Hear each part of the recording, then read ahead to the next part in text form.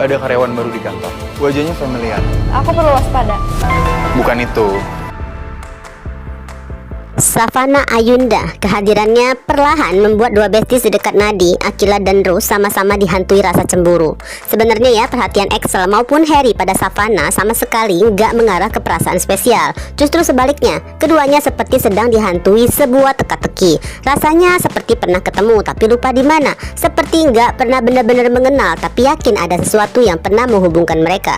Bahkan bisa jadi bukan ingatan yang sedang bekerja, melainkan insting yang memberi sinyal bahwa ada kejanggalan di balik tatapan dan sikap Savana. Manusia itu punya mata untuk melihat, apalagi menangkap. Oke guys, kita bahas alurnya. Jadi siang itu, seusai sesi mata kuliah, Harry, Akila dan Adit berjalan melewati kafetaria sambil membahas serunya materi perkuliahan tadi.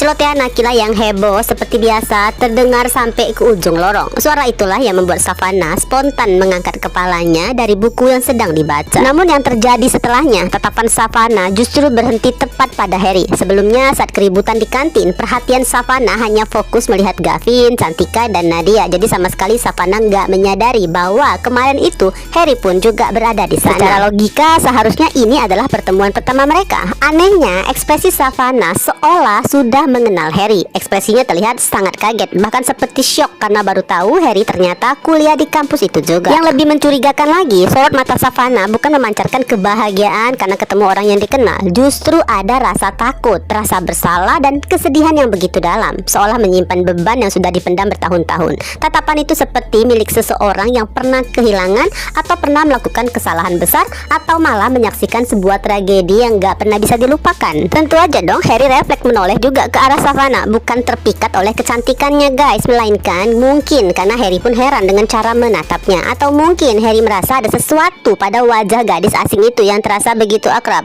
Tapi tentu aja pikiran Harry belum mampu menemukan jawabannya karena Savana buru-buru menundukkan wajahnya seakan ingin sembunyi di balik bukunya. Namun momen beberapa detik itu udah keburu menjadi alam bahaya bagi Akila. Dengan sifat pencemburunya, Akila langsung salah paham dan mengira Harry sedang terpesona melihat perempuan lain. Saat itu juga Akila memberi kode agar Harry berhenti menatap Savana. Bahkan Adit yang mencoba membela Harry malah ikut jadi korban cubitan Akila karena dianggap membela kaum lelaki. Rasanya ya omelan panjang Akila hampir pasti belum akan berakhir. Baginya Harry nggak boleh sampai berubah menjadi lelaki mata keranjang seperti Adit. Padahal yang sebenarnya terjadi jauh lebih rumit daripada sekedar saling melirik. Setelah kejadian ini guys, satu pertanyaan akan terus memenuhi pikiran Harry. Siapakah sebenarnya gadis tadi? Disinilah ya berbagai teori kita mulai bermunculan. Bisa aja Savananya langsung atau mungkin orang tuanya merupakan teknisi atau bahkan mungkin eksekutor yang pernah men-setting mobil yang dikendarai orang tua Harry supaya kecelakaan lalu terbakar. Kemungkinan lain Savana ternyata seorang hacker handal yang diam-diam pernah membantu mendapatkan data ke dalam The Quiet Ledger. Jadi mungkin karena itulah Savana mengenali Harry dan merasa bersalah atas keterlibatannya. Atau justru teori yang lebih emosional, mungkin ya 5 tahun silam Savana adalah adik kelas yang diam-diam menyukai Harry. Ya berhubung Harry nggak tertarik jadi nggak bisa langsung mengenalinya, tapi sebaliknya Savana nggak pernah benar-benar bisa menghapus kenangan rasa cinta nggak terbalas itu. Semua teori tadi jelas memang masih sangat liar, bahkan begitu banyak celahnya. Namun satu hal yang pasti, mulai detik itu Akila nggak akan mudah melupakan wajah Savana. Akila akan terus menandai dan mengawasi agar gadis cantik itu jangan sampai mendekati Harry ataupun sebaliknya. Lucunya tuh, Akila sendiri begitu mudah berteman akrab dengan laki-laki lain. Baru sehari loh mengenal Billy, Akila udah santai menganggapnya seperti Firan, adik sendiri, dan minta izin pada Harry untuk berteman dengannya. Sekarang coba kalau dibalik, gimana kalau suatu hari Harry menolong seorang gadis lalu menganggapnya seperti Haruna? Akankah Akila bisa setenang Harry? Mungkin ya justru kehadiran Savana menjadi pengingat bagi Akila tentang bagaimana rasanya jika berada di posisi pasangan yang sedang cemburu. Ada karyawan baru di kantor. Wajahnya familiar. Aku perlu waspada. Bukan itu. Tanpa Akila sadari sedang mengalami hal yang sama dengan besties di dekat nadinya, Rose. Bedanya ya, Akila cemburu pada seorang gadis yang bahkan belum diketahui identitasnya, sedangkan Rose sempat cemburu hanya karena mendengar sebuah nama. Lucunya tanpa mereka tahu gadis itu adalah sosok yang sama. Seperti kita tahu selama ini Rose belum pernah resmi pacaran dengan siapapun, namun Rose akan paling dewasa dalam urusan percintaan. Bahkan ketika masih menjalani hubungan tanpa status dengan Fatah, Rose selalu mengedepankan kepercayaan dan keikhlasan. Sikap itulah yang justru sering membuat Fatah kesal karena merasa nggak pernah dicemburui. Namun semua sikap itu berubah ketika bersama Excel. Ceritanya siang itu Rose menerima telepon dari Excel. Awalnya suasana begitu hangat. Seperti biasa ya, Rose selalu tersenyum, tertawa manja. Apalagi Excel memuji pemikirannya soal Haruna yang sedang proses menjalani tes pendidikan di keluarga Alferik agar bisa segera kuliah di Avalon.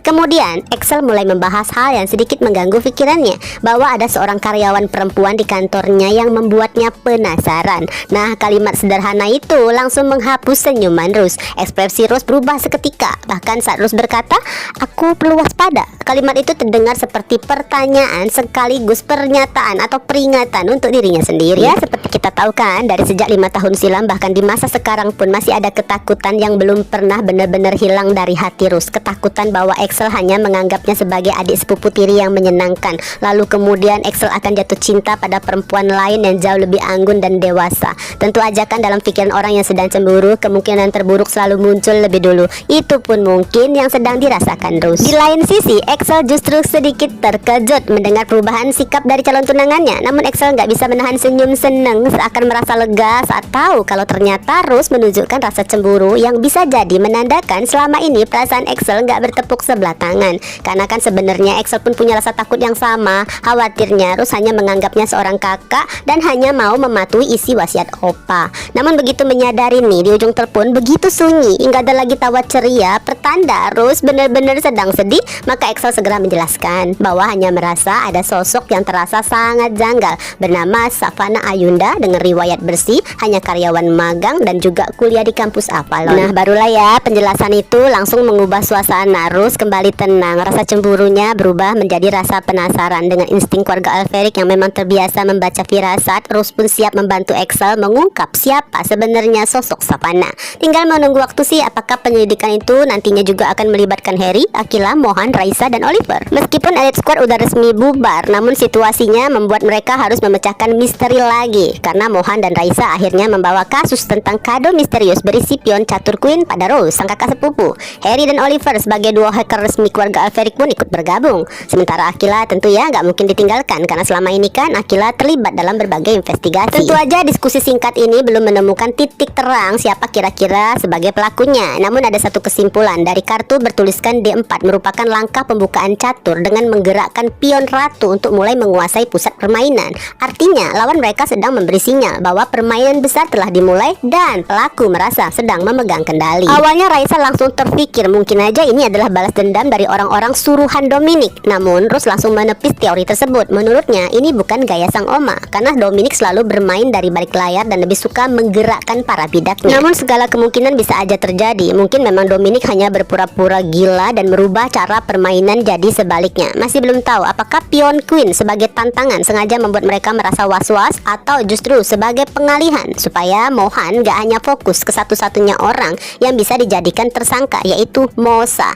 yang saat itu langsung menunjukkan sikap seolah biasa tebar pesona pada semua cewek. Tujuannya agar Mohan gak menganggapnya sebagai ancaman. Kayaknya ya untuk saat ini nama Savana Ayunda dan Niskala Saujana masih belum akan masuk jadi topik investigasi bersama. Padahal kan keduanya juga punya celah sebagai orang-orang yang seakan siap membalaskan dendamnya untuk motif yang masih belum diketahui kejelasannya.